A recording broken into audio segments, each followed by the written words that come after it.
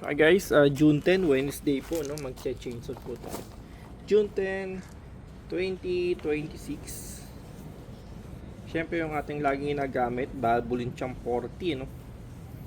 Dito po para sa ating Honda CB150X. So 1.1 liters po kasi talaga recommended na oil capacity para sa kanya, no? So kaya dalawang langis. And then yun, maglalagay tayo ng kailangan po tayo panukat is 100 ml. So 1.1 siya. Okay, Valvoline Champ 40, no? Ayan guys, ayan. So lagay po tayo ng 100 ml. Ayan. Okay.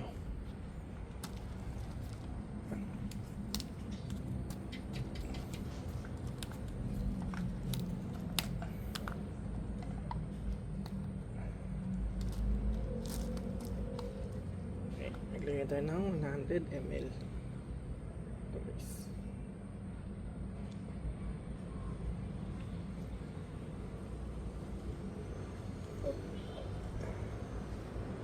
Okay, so meron na siyang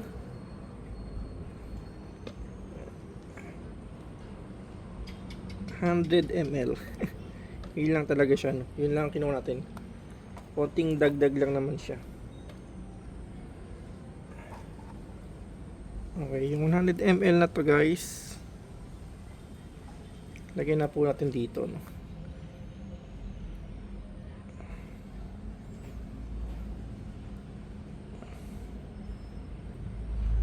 Yun.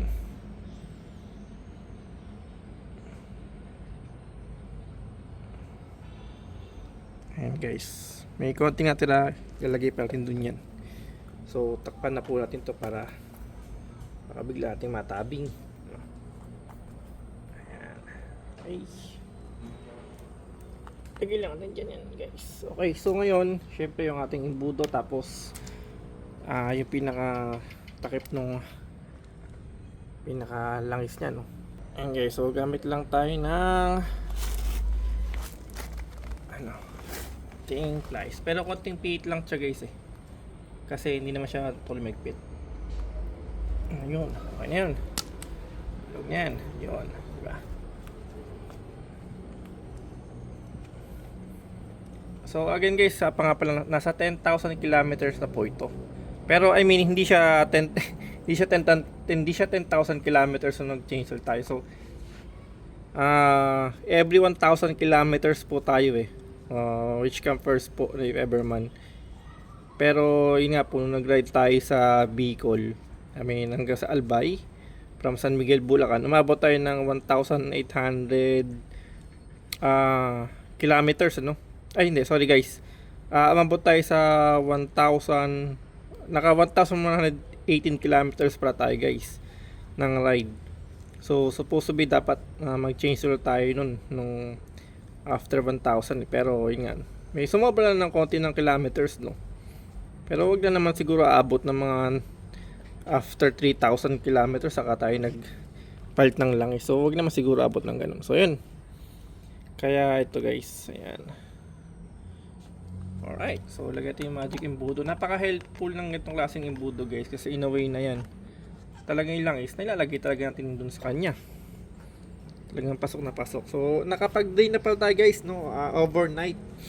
Kaya for sure talagang wala na siya talaga siya, no? Okay guys, so lagay na po natin yung mismo ating langis, Valvoline Champ 40. Okay guys, medyo na lang lagay natin siya dito para for sure na kailangan. Kaya lang po, parang medyo nagkaroon pa ng konting dumi pa yata. Nakita ko maliliit naman parang madumi. So yun guys, bali nalinis talaga natin yung ating budo. Kasi nagkaroon ng parang napansin tayo parang mga dumi pa. Ewan ko saan galing yun. So anyway guys, ito na. Okay. Salin na po natin yung mismong langis, no? Ayan. So, Valvoline Champ 42 guys, no? Okay. Ayan, para maganda lapat natin guys. Yun.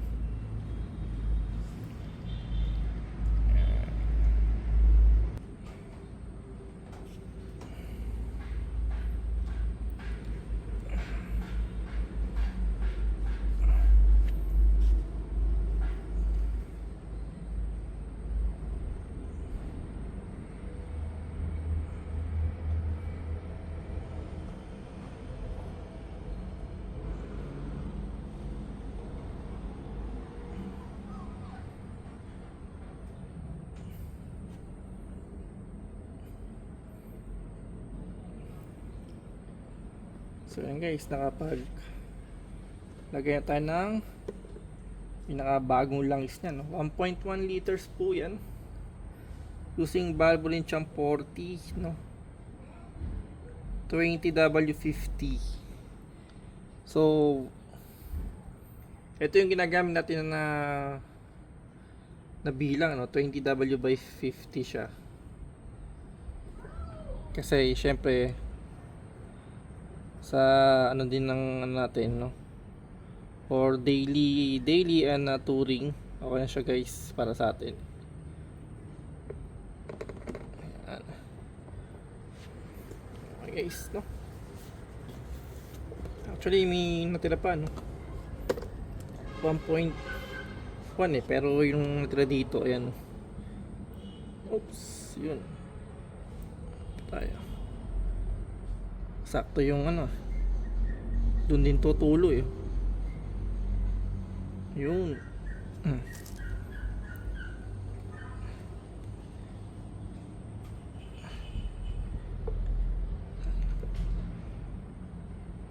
So na-sure natin siya na 1.1 1.1 na may konti, no, siguro 1 point ml siya, no? Ayan, okay yan guys. Alright, so yun, pagpalit na po tayo ng langis na Valvoline Champ 40, no? Punasan lang natin siya, karoon na ng konting pagtulo guys, no?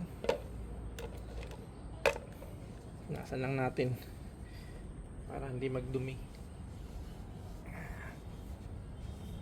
Yun, sure na malinis. Ayun guys, so ganun nakapag-change oil tayo, no?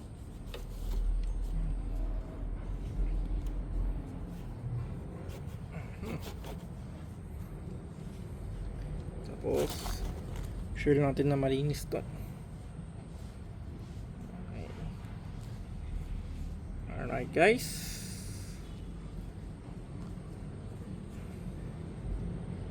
ayan, malinis na. Okay, takpan na po natin siya, no?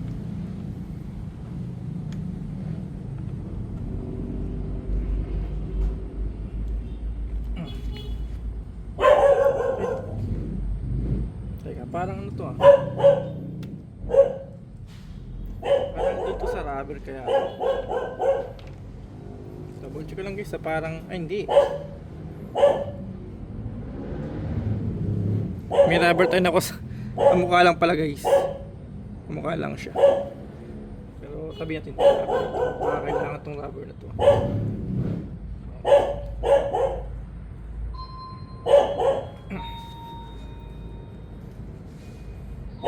Okay, yung ating magic pliers. Okay. Takpalan ng konti. Kita ng konti. Yun, okay na yan guys, no? Okay guys, thank you for watching, no? So Valvoline Champ 40 po, no?